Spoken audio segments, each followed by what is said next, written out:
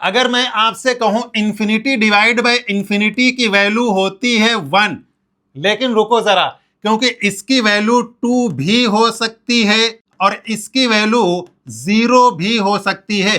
तो चलिए थोड़ा डिटेल में इस बात को समझते हैं। तो देखिए, infinity divide by infinity direct कभी भी मैथ्स में इसका क्वेश्चन नहीं पूछा जाएगा कि इसकी वैल्यू कितनी होती है, लेकिन जब हम लिमिट नाम का चैप्टर पढ़ रहे होते हैं तो वहां पे ये कॉन्सेप्ट यूज होता है। तो चलिए कुछ सिचुएशन लेके जरा हम इसको समझते हैं। तो देखिए, अगर हमारे पास कुछ ऐसी सिचुएशन है कि x डिवाइड बाय x और यहाँ पे ये जो x है ये अप्रोच कर रहा है इंफिनिटी को, कहने का मतलब ये है कि जो इंफिनिटी ऊपर है एग्जैक्टली वही इंफिनिटी नीचे है, तो कैंसिल आउट होके इसका आंसर आ जाएगा 1। लेकिन अगर हम सिचुएशन बदल दें, कुछ ऐसा लिखा हुआ है ऊपर 2x और नीचे x और आपका x इंफिनिटी की तरफ अप्रोच कर रहा है, तो अब इस केस में आंसर आएगा 2।